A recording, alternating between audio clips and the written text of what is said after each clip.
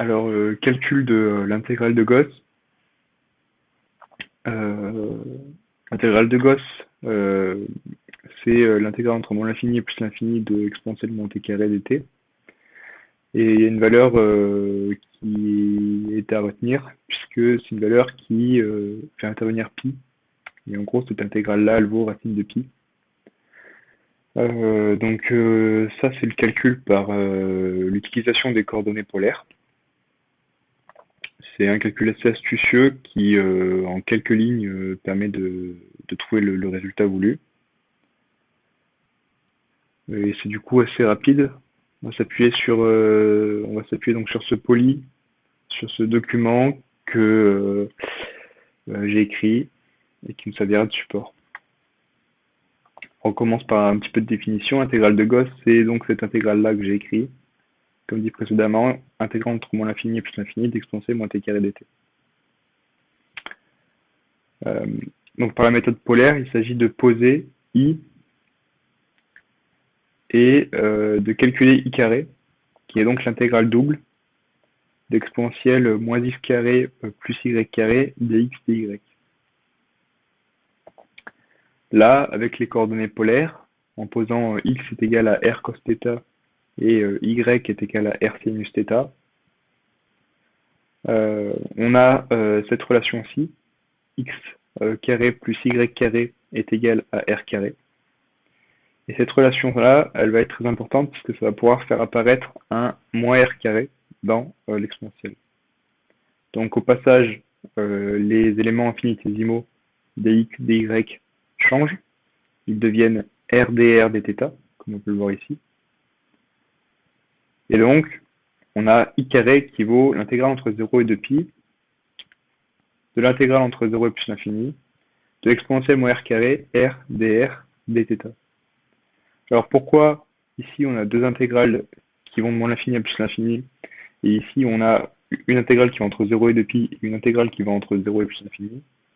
Parce que θ c'est notre valeur d'angle, et donc un angle sur un cercle, il peut valoir soit 0, soit 2pi en valeur extrémale, mais également toutes les valeurs comprises dans cet intervalle-là. Mais il ne peut pas valoir autre chose que 0 ou 2pi, bien sûr, hormis les valeurs dans l'intervalle 0,2pi.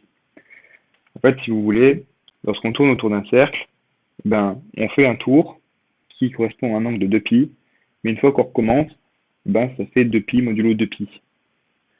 Donc ça ne peut pas valoir d'autre chose que 0, ça ne peut pas valoir d'autres valeurs que les valeurs comprises dans l'intervalle 0,2pi. Et puis pourquoi on passe d'une intégrale entre moins l'infini et plus l'infini à 0 plus l'infini?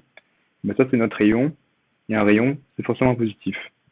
Donc les valeurs de R sont forcément dans 0 plus l'infini. Donc pour conclure, on passe des valeurs de x et de y qui sont comprises dans R tout entier, à des valeurs de θ qui sont comprises entre 0 et 2pi, pour rappel parce que c'est un angle, et à des valeurs de R qui sont comprises entre 0 et plus l'infini, parce que c'est un rayon. Donc là on a deux intégrales qu'on va pouvoir calculer en séparant les variables.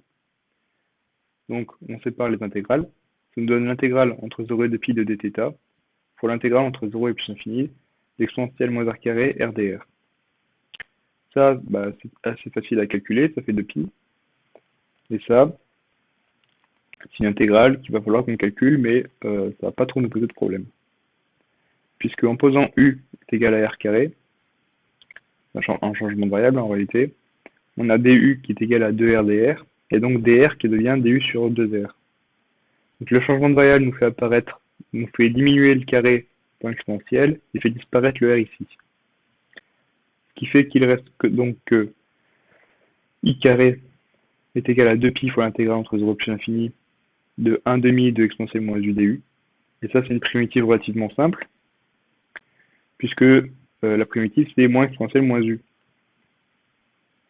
Donc là, le 1 demi se simplifie avec le 2 ici. Il reste que pi avec exponentielle évaluée en 0, en l'infini moins évaluée en 0. En l'infini, exponentielle de moins l'infini tend vers 0. et en 0, ça fait 1. Il reste donc uniquement pi. Donc on a i carré qui est égal à pi, soit le résultat final, i qui est égal à racine de pi. Voilà, c'est un calcul qui est relativement simple, hein. Si on regarde, il tient sur une seule page.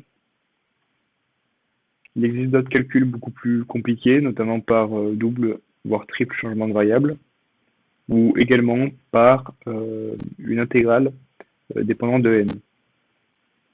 Et ensuite par passage à la limite, voire par intégration sur un segment, voire encore par encadrement et puis théorème des gendarmes. Là, l'avantage, c'est qu'on utilise les coordonnées polaires, qui sont relativement courants en études supérieures, mais très peu utilisés globalement au lycée. Ça nous fait apparaître également des intégrales doubles, qu'on manipule beaucoup en physique, très peu en maths, notamment les dθ et les rdr. Et puis on a l'utilisation également à la fin d'un changement de variable. Donc voilà.